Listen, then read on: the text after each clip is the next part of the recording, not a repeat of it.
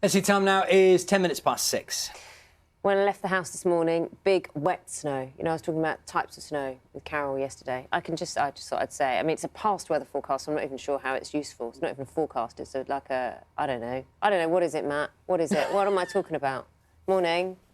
Fat, wet snow.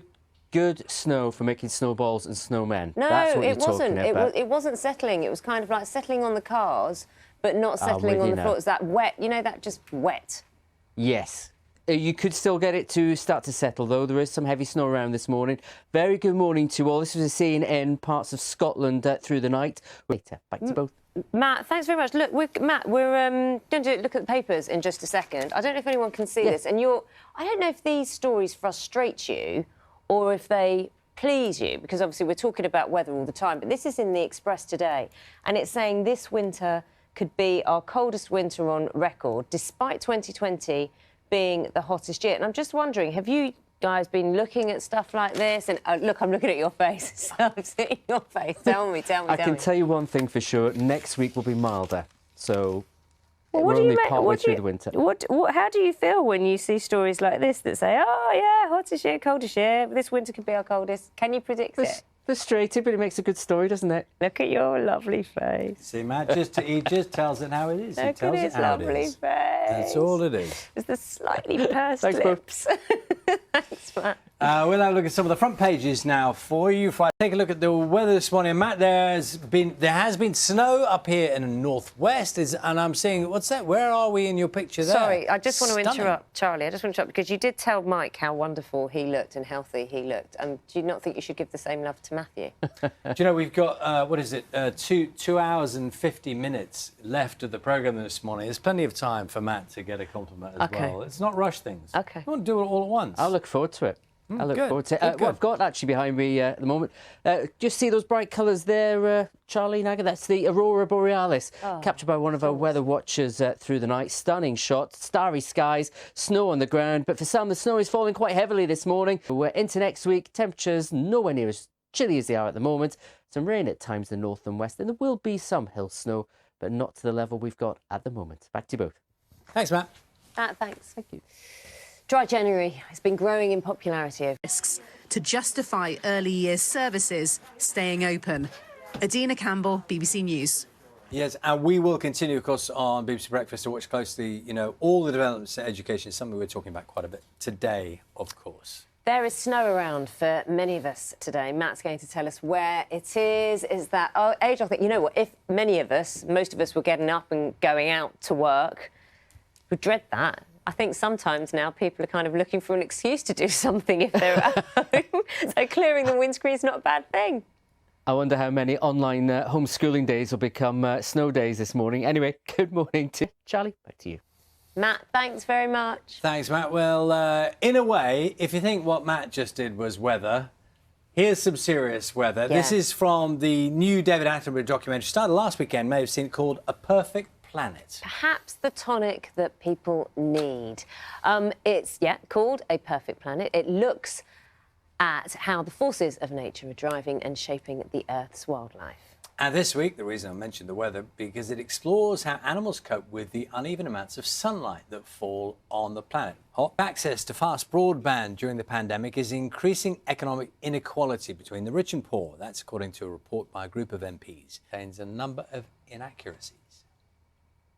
Time now, it's 10 minutes past 8. It's time when Matt brings us up to date with the short-term forecast ahead. What is that? What is that behind you? I think it's some form of old coal or steel works. It's convincing, machinery. Isn't it? Or it could be, looking at it for the first time, Matt, it could be a giant plant pot. That's what I thought it was, or a big bucket. Actual size compared to me, yeah. What I can say is that's fresh snow that's on it anyway, you two. Very good morning to you. We have had snow again through the night. And Don't worry, Matt, there's still half an hour for you to get your compliment from Charlie. I haven't forgotten. Oh, yes, OK.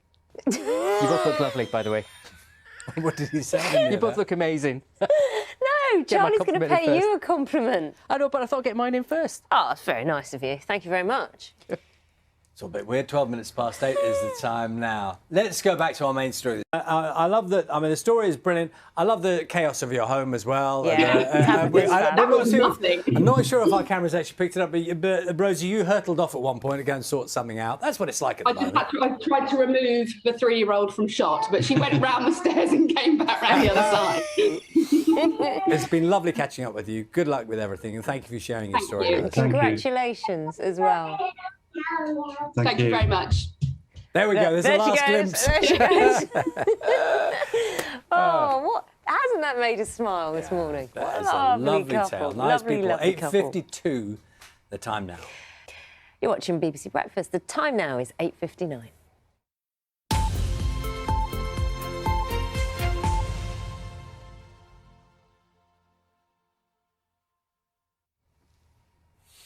Let's take a look at the news headlines for you this morning. Time's just coming up to 9 o'clock. People are is stop a new variant, which isn't established here, from coming here. And this is the South African variant, where the scientists are very concerned about the ability of the vaccine to tackle the South African variant. So we've done this today, and I noticed the Canadians, the Prime Minister Justin Trudeau there, has done exactly the same thing as us actually overnight, also introducing a 72-hour test, but also in addition to the quarantine measures which remain in place.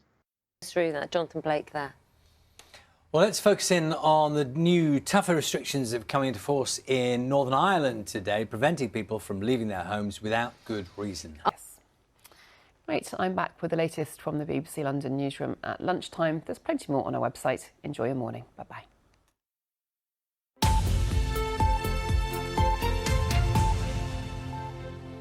Hello, welcome back. 9:05 is the time. We've got Matt with the weather, and you've got your big bucket. And, you know, morning, Matt, I thought I'd sounded a bit silly saying it looks like a bucket. And what did you say it looked like, Charlie? A plant pot? I thought it was like a giant plant pot, like Bill and Ben. You remember Bill and Ben, Matt, the flower pot men? I do, They used to have a yes. flower pot around that size, maybe a little smaller. Well, people have been in touch, as is the joy of social media and the joy of our viewers this morning, so thank you, saying that this is a rail wagon used to transport molten steel. Concept, former steel town, that's where it's from, obviously, and the wagon is on the local C2C cycle route. Oh, there Who you go. knew? Who knew? Had a There you couple. go. I thought had it a had something to couple. do with the coal steel industry. Yeah. Being that part of the world. Marvellous. Molten steel in there. Matt, also, of course, I wanted to make sure just that there was enough time for Charlie to do what he said he was going to do. Please don't. The man doesn't want to hear it, so just leave him alone. Just We're running leave out the man- of time, to be honest. Yeah, Let's- we'll catch up another time, you know, social media stuff, Matt. Well, you know, we do that anyway, don't we? Call me. Right, should we get on with it? Lots of snow here in County Durham. There's snow falling quite heavily at the moment across other times, driest in the south, and nowhere near as cold, and certainly nowhere near as cold as it has been in Spain in the last 24 hours. They recorded their coldest night ever, minus 36 Celsius there in the north. But that's all on the back of breaking news this morning from Copernicus, is that 2020 was the joint warmest year on record, and across Europe, it was almost the warmest year on record as well. So there you go. Have a good day. Back to you both. Wow. Minus so, 36 in Spain. I'm reeling from that one. It is. Lots of snow to come there this weekend as well. Wow. Wowzers. Matt, enjoy your weekend. Thanks very much. All those facts. I is will do. You brilliant. too. Take care. See ya. 9 minutes past 9. So working from home means lots of us have said goodbye to the conference room and hello to the video call. Endless video meetings. Maybe a bit dull over time. Well, maybe. Not if you work with Nick Gemetta. He's worn fancy dress on every work video call since May. The idea is he spreads a little bit of joy and is raising money for charity at the same time. So many people. And why not? And I just wonder, Nick, amongst the people you talk to regularly on Zoom, have any of them kind of risen to the challenge? I mean, do people pop up with rival outfits? Back on the 100th day of lockdown, I organised for as many people as possible to join me in wearing fancy dress on their own Zoom calls. So I had a number of colleagues at my own workplace, friends and family, and complete strangers sending me pictures of their fancy dress. So yeah, certainly a lot of people out there have done a very similar thing to me, and it's just made all of those calls just a lot more fun. Well, why not? I think. Exactly. Why not? And good luck to you, and look forward to seeing more of your outfits in the future, as your colleagues will, I'm sure. Thank you very much. And it's all for charity. Yeah, and he's keeping exactly. people smiling. That is it from us today. Breakfast back from 6 o'clock. Of course, have a lovely day. Bye-bye.